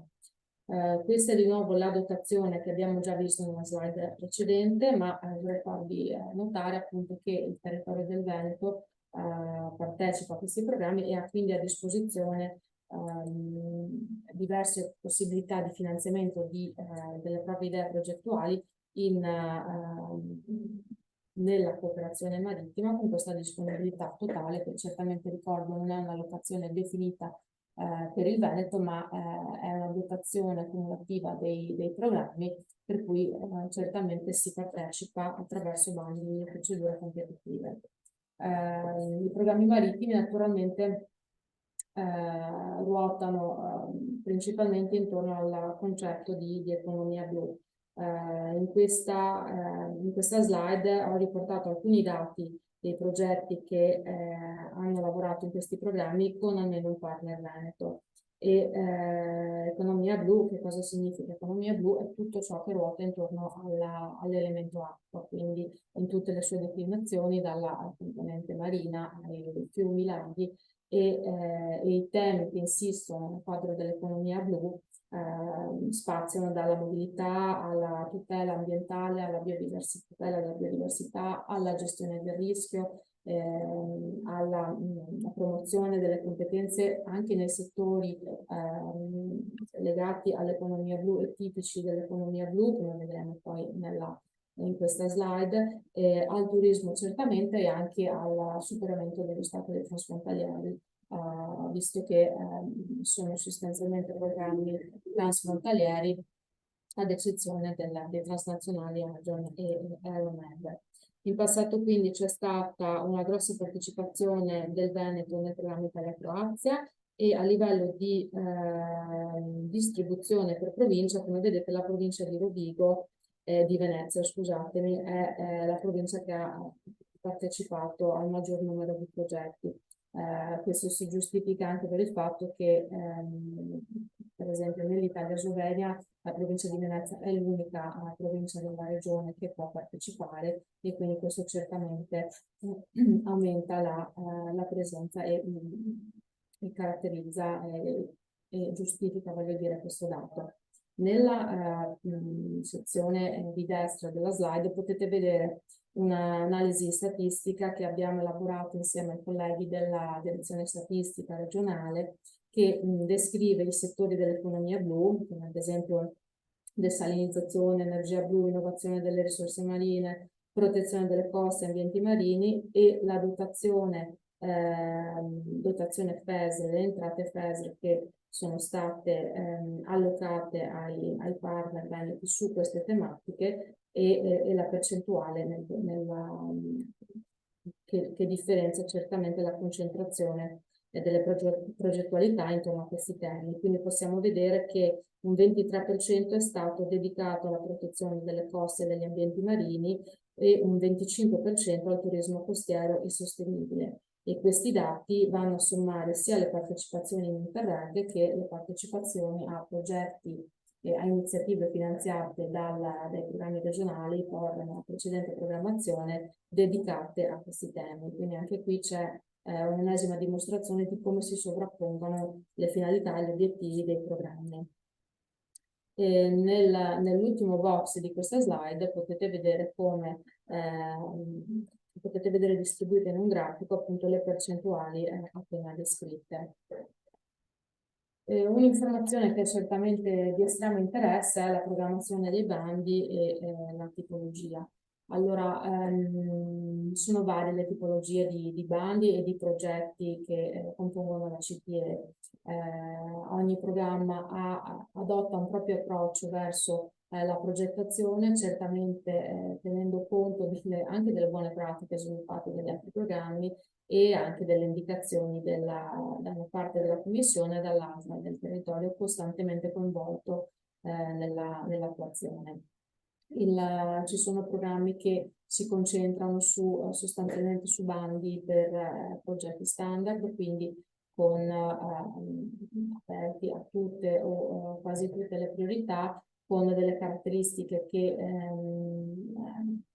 rispecchiano un po' la struttura dei bandi delle programmazioni precedenti. Altri hanno introdotto dei progetti piccoli, ed è questa un po' la novità che caratterizza la nuova programmazione, progetti piccoli quindi con partenariati e dotazioni finanziarie inferiori e spesso definiti come progetti pilota e particolarmente utili per il coinvolgimento di nuovi attori, quindi per aprire le possibilità della cooperazione anche a soggetti che non siano dei partner, definiamoli storici, della cooperazione, ma che si affacciano per la prima volta a questa. Quindi è anche una modalità di semplificazione per il coinvolgimento di nuovi attori. Ci sono naturalmente anche in questa programmazione i progetti strategici. L'approccio verso i progetti strategici è però molto diverso rispetto alla precedente programmazione. Nei programmi Interreg trovate un documento che è l'allegato 3 che descrive l'approccio dei programmi verso questo tipo di progettualità. Alcuni programmi sono stati più attivi, diciamo, in fase di programmazione e hanno definito le caratteristiche dei progetti strategici. In particolare l'Italia-Slovenia è poi l'unico dei programmi che interessano il Veneto che è arrivato a definire 3 progettualità strategiche già all'interno del programma Interreg, e queste progettualità di fatto sono state approvate dalla Commissione in fase di approvazione ovviamente del programma e hanno già avviato le proprie attività. Segnalo che il Veneto è capofila di una di queste iniziative, il progetto Poseidone, dedicato alla tutela della biodiversità e alle infrastrutture verdi e blu nell'area programma. Il capofila è il Guidance del Veneto orientale, il Verdial.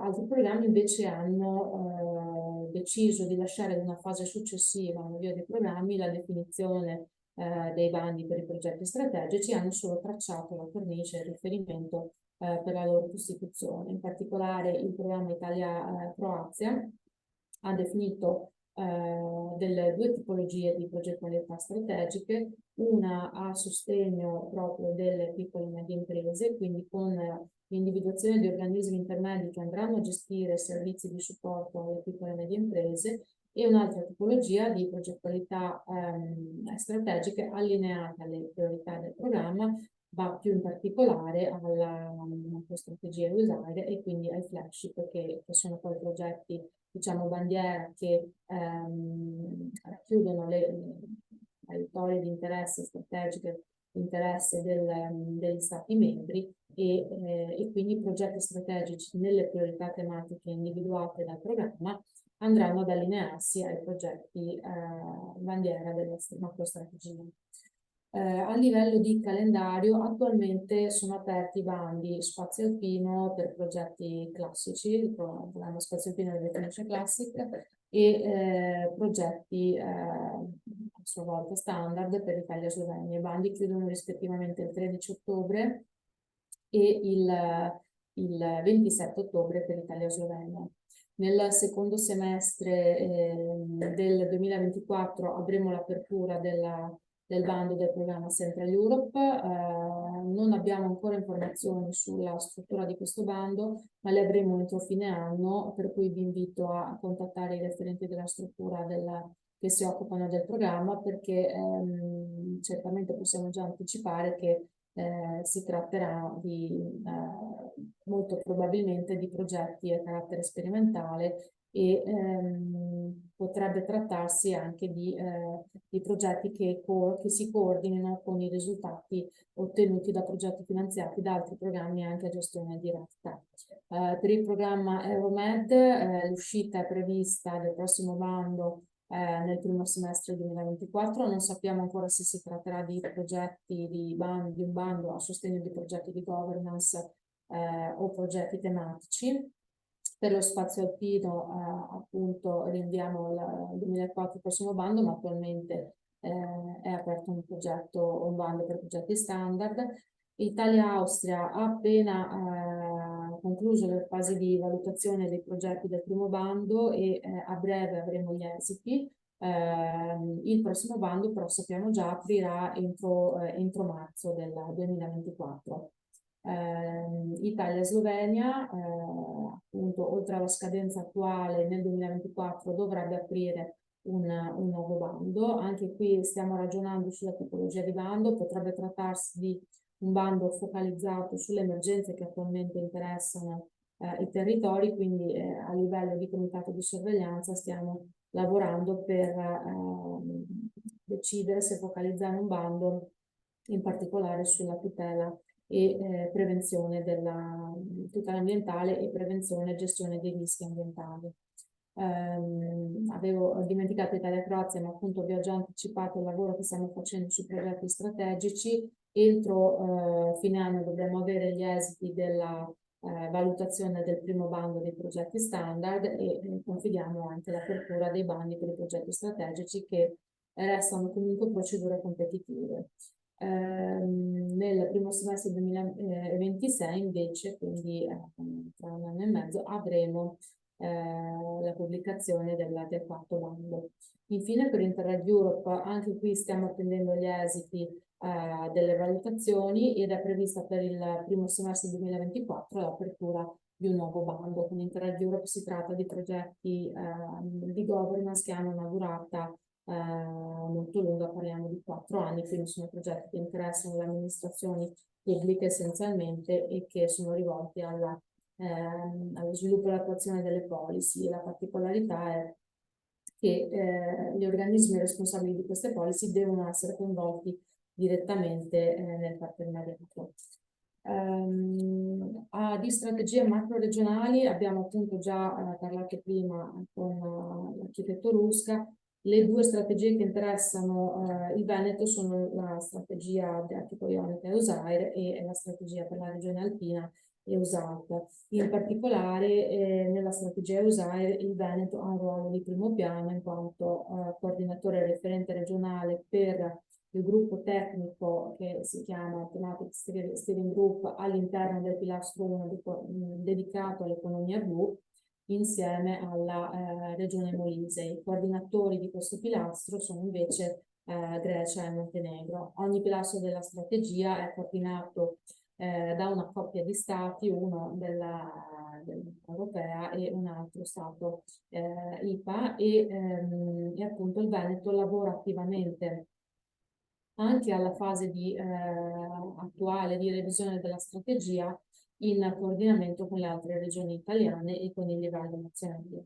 Per quanto riguarda la strategia macroregionale alpina, partecipiamo attivamente con degli esperti referenti per tematica a tutti i gruppi tecnici che in questo caso si chiamano Action Group della strategia. Il supporto a queste strategie è forte anche certamente in primis da livello politico e vi ricordo che il referente delega per i programmi di cooperazione territoriale e le strategie macro-regionali all'interno della regione del Veneto spetta al presidente Zaia. Quindi c'è stata nel tempo un'attenzione crescente verso questi strumenti che quindi testimonia il valore aggiunto che possono apportare alle iniziative di finanziamento europee nei nostri territori. Come si diceva, le strategie macro-regionali hanno un forte supporto dalla cooperazione territoriale europea. Non avendo a disposizione fondi propri, si è consolidata questo ruolo di primo piano dei programmi di cooperazione che intervengono sulla stessa area geografica, come appunto sostegno finanziario alla strategia. Ma ricordo, non è l'unico strumento per arrivare a raggiungere gli obiettivi delle strategie, perché tutti i programmi all'interno della politica di coesione sono finalizzati al raggiungimento di questi obiettivi, quindi anche nel programma regionale Veneto FESREP, se troverete richiami alle due strategie macro-regionali come quadro strategico di riferimento. Io non mi dilungherei più perché credo anch'io di aver raggiunto il tempo dedicato, sì. Qui ci sono i riferimenti al sito regionale, a breve appunto vi dicevo ci sarà un sito dedicato a Interreg e la mail istituzionale dell'unità. All'interno dell'unità abbiamo un referente per ciascuno dei programmi di cooperazione e delle strategie macro-regionali presentate, quindi vi invito a contattarci soprattutto durante l'apertura dei bandi, ma anche prima e dopo per sviluppare insieme le vostre idee progettuali. E chiaramente sono a disposizione per rispondere a domande. Grazie. Bene, allora ringraziamo la dottoressa Rita Bertocco della Regione del Veneto per il suo intervento molto interessante per quanto riguarda il programma Interreg.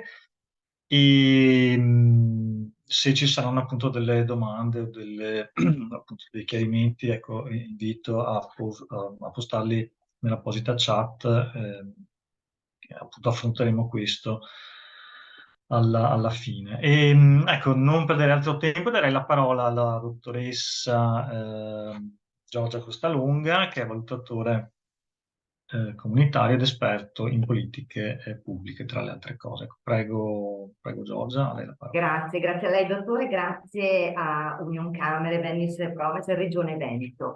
È stato un piacere sentire i due assi precedenti che hanno fornito tutto il materiale, quindi io non espongo slide, ma mi permetto di condividere con voi, che comunque siete esperti di europrogettazione, quelle che sono magari le keywords, le parole che noi valutatori vorremmo trovare e leggere nelle proposte progettuali.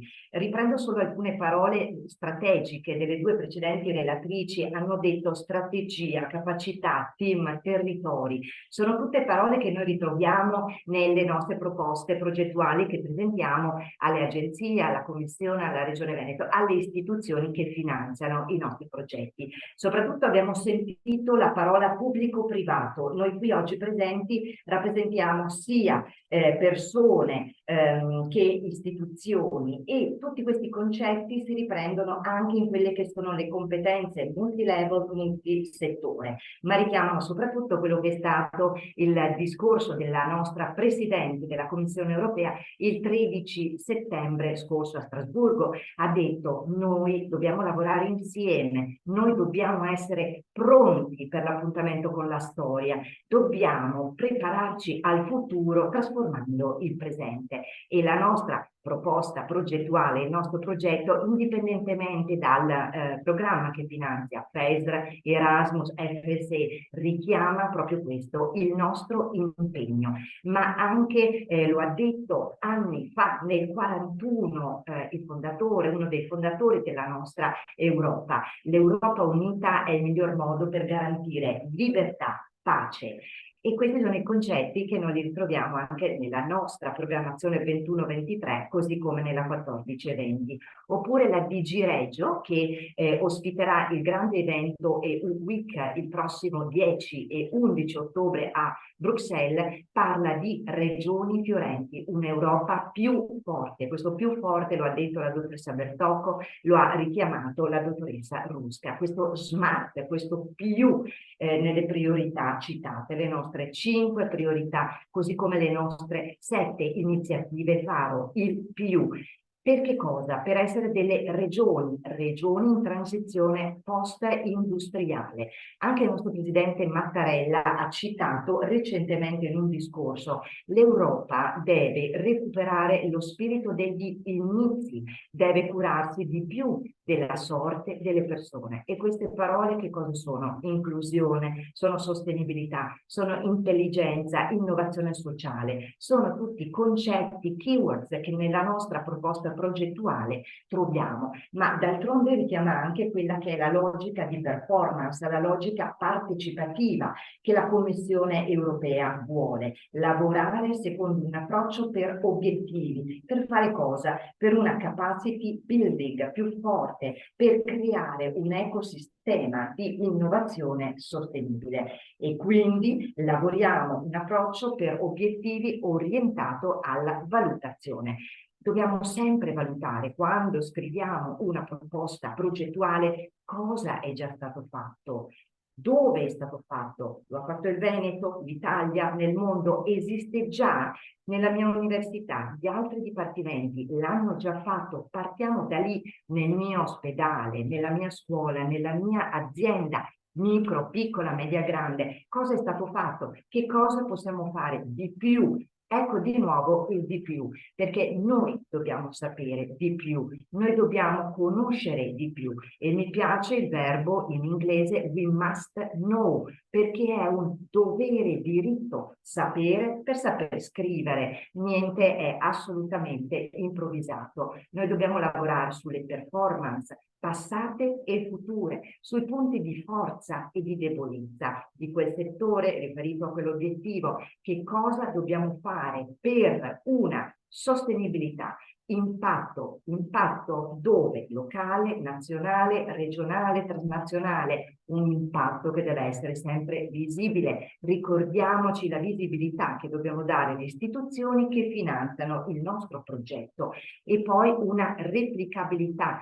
Tutto deve essere sempre misurabile. Noi dobbiamo usare i key performance, gli indicatori, dobbiamo utilizzarli, ma come dobbiamo utilizzare per la nostra analisi dei bisogni che motiva il perché noi stiamo scrivendo un progetto, noi dobbiamo utilizzare i dati, le statistiche, Unioncamere, Excelsior, i country report che descrivono assolutamente paese per paese cosa si sta facendo, cosa si è fatto e cosa si dovrebbe fare. Noi dobbiamo utilizzare CEDEFOP, l'agenzia della Commissione europea che ogni mese scrive report, dati statistici. Noi dobbiamo documentare ogni proposta progettuale e dico tutti noi che siamo università, ospedali, istituzioni, giovani, adulti, perché tutti noi ci troviamo sull'onda dei cambiamenti, come ha detto la Presidente della Commissione, che è nel campo dell'istruzione, della formazione e il mercato del lavoro, per quel match domanda-offerta che dobbiamo assolutamente risolvere, così come le percentuali NEET.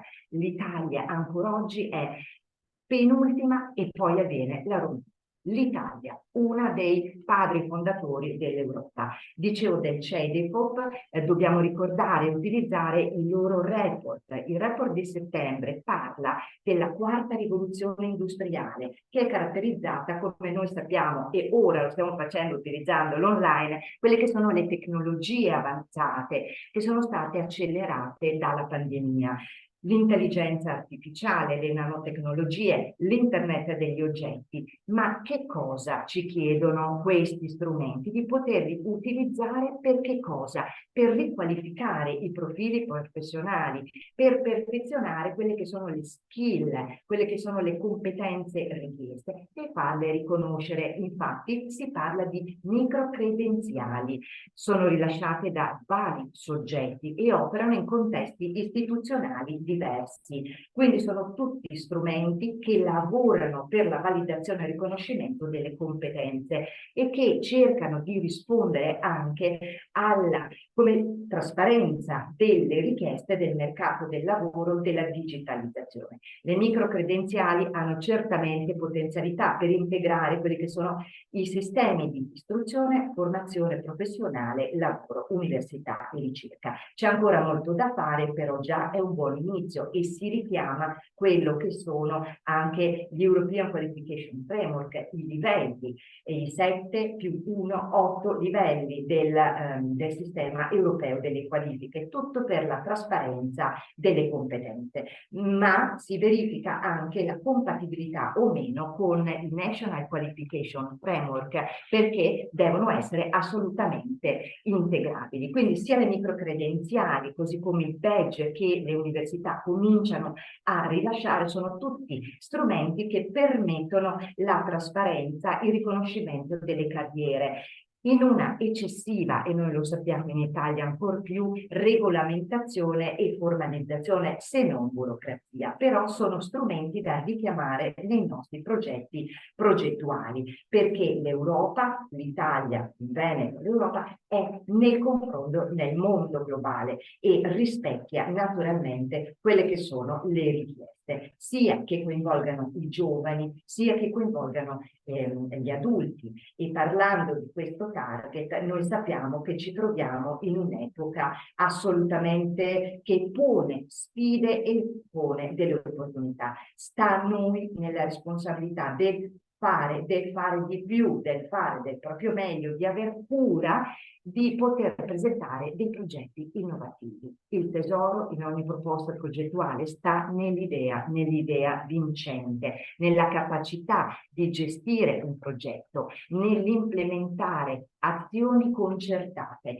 e poi con un approccio dal basso verso l'alto, ma anche dal bottom up, partendo dal bisogno della struttura del proponente, dei partner e poi del territorio di riflesso, sempre in una visione internazionale. Noi lo sappiamo, progettisti, che si dice il progetto deve avere un valore aggiunto europeo, altrimenti caderemo nel Fondo Sociale Europeo, nel FESR, ma questi sono fondi che la Regione Veneto, se è il Veneto e le altre regioni, permettono e aprono i bandi. Noi dobbiamo stare, se parliamo di progettazione comunitaria, nel valore aggiunto europeo, utilizzando i programmi che hanno poi comunque un concetto di lifelong learning, e questo concetto deve essere sempre marcato. Perché? Perché è richiamato nei 17 obiettivi dell'Agenda 2030 ONU, così nelle 5 priorità che le relatrici hanno richiamato della politica di coesione,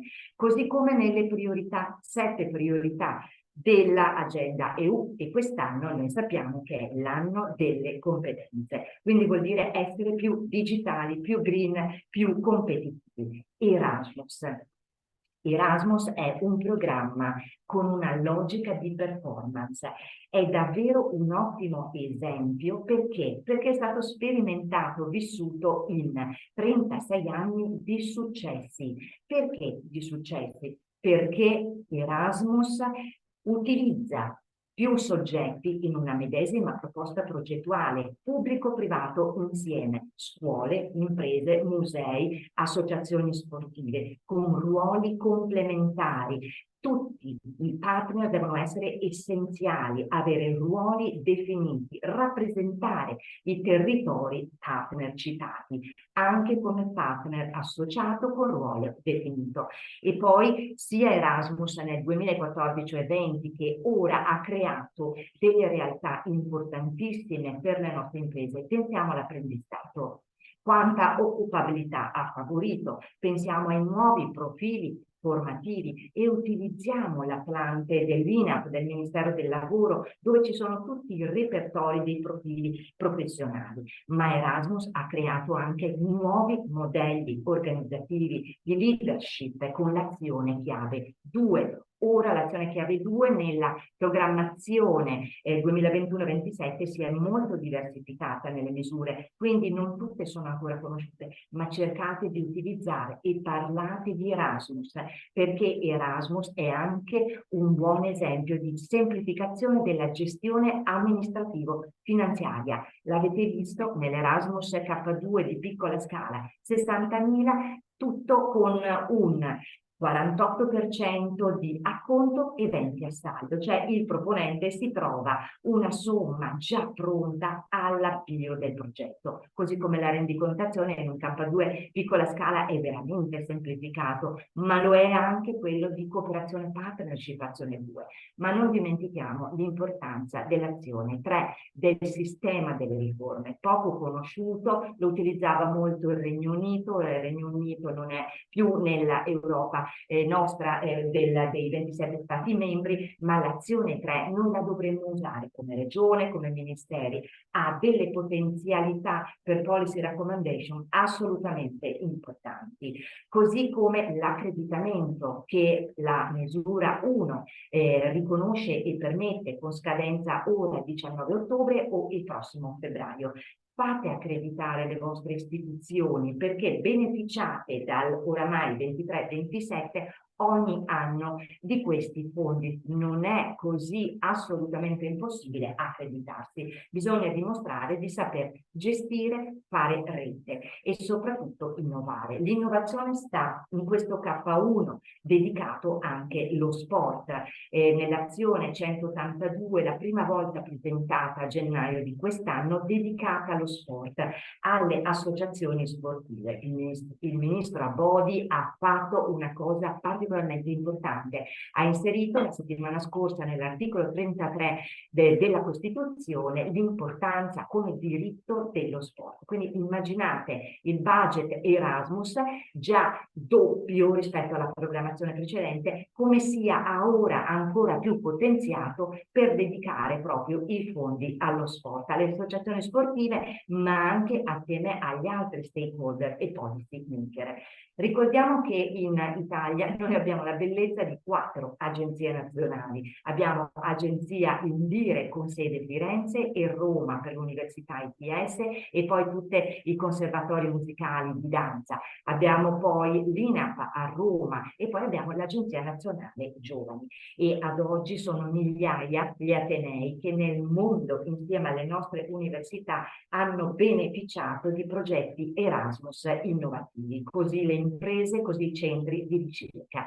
Erasmus infatti non è solo, come noi lo ricordiamo, lo studente che va per un periodo accademico all'estero per sostenere degli esami oppure per il tirocinio, ma Erasmus è ben di più, permette anche ricerca e innovazione nella cooperazione, nell'azione 2, quindi permette anche job shadowing ai docenti, permette ai dottorandi e ai dottori di ricerca le pubblicazioni un periodo all'estero e poi alla stesura della propria pubblicazione. Quindi si può dire che Erasmus ha contribuito alla modernizzazione del nostro sistema accademico scolastico e ha permesso alla carriera, quelli che sono i nostri cervelli all'estero, la fuga di questi cervelli, molti sono beneficiari di un'esperienza Erasmus.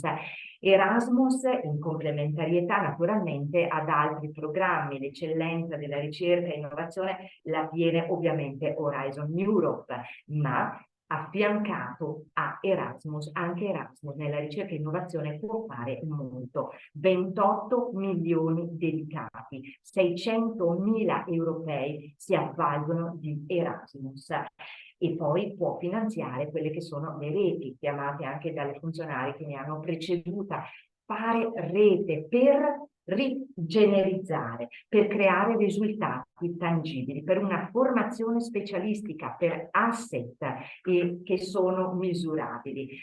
Noi dobbiamo avere il coraggio, come diceva anche Einstein, perché? Perché ci vuole un nuovo modo di pensare per risolvere i problemi prodotti dal vecchio modo di pensare e noi dobbiamo avere il coraggio di essere più smart, più partecipi nella squadra, nei networking, nei, come dire, anche territori locali e transfrontalieri, così come per una cultura che unisce un know-how specifico. Per fare cosa dobbiamo avere coraggio per avere cultura? Per presidiare i bisogni del mercato globale. Noi dobbiamo affrontare da più angolature con la logica di performance e di competitività la sostenibilità a breve e medio termine. Noi dobbiamo intercettare bisogni per creare modelli di sviluppo. Queste sono le parole, le cose che noi valutatori vogliamo leggere nei progetti in rappresentanza delle istituzioni che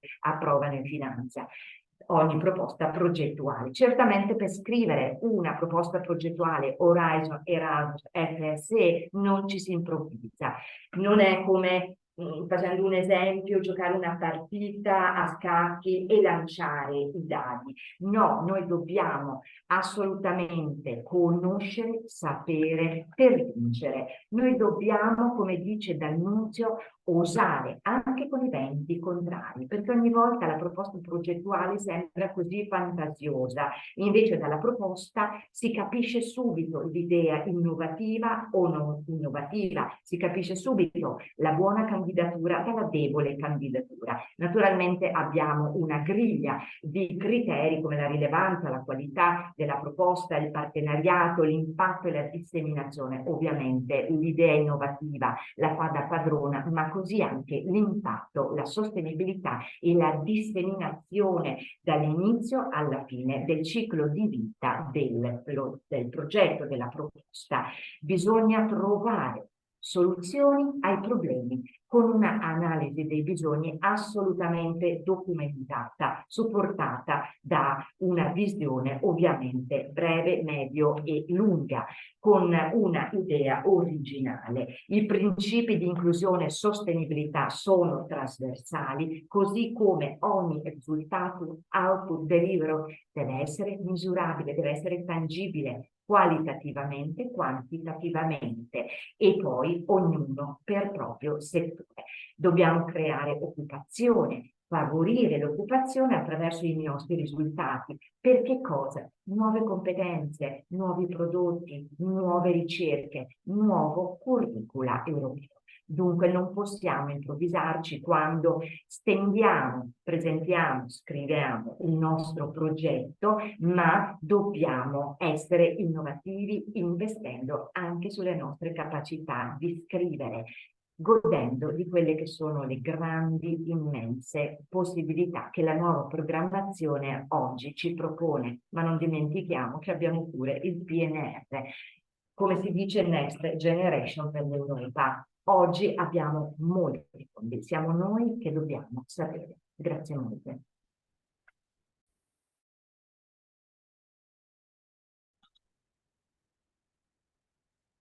Ecco, se non ci sono domande specifiche, mi sembra che al momento non, ecco, non ne vedo. Ad ogni modo, se non ci sono domande specifiche al momento, che io invito comunque a scriverci a unione@vencamcom.it per eventuali questioni o domande riguardanti appunto gli interventi appena svolti in mattinata. Direi comunque ormai è mezzogiorno, io ecco, vedo che non ci sono degli interventi specifici. Ringrazio le relatrici, visto che oggi siamo in piena quota rosa, anche se magari è un termine che non va più tanto di moda. E ecco, ringrazio appunto in particolare la dottoressa Rusca, Bertocco e Costalunga. Io appunto ho preso parte solo alla seconda parte della giornata, ma trovo che gli interventi che ho sentito sono stati molto interessanti. Ecco, vi diamo appuntamento appunto per la prossima edizione del corso di formazione il 6 ottobre, sempre diciamo su questi schermi di Union Camere. Trovate tutto il programma sul sito di Union Camere, oltre che appunto su quelli di altri soggetti partner. Io ringrazio ancora le relatrici, ringrazio gli utenti che hanno avuto la pazienza di seguirci fin qui, ecco, ma penso che, come si dice, l'Europa valga bene questo sforzo. Vi ringrazio tutti e buona giornata ancora. Arrivederci. Grazie, arrivederci, buona giornata a tutti. Arrivederci. Grazie, un saluto a tutti.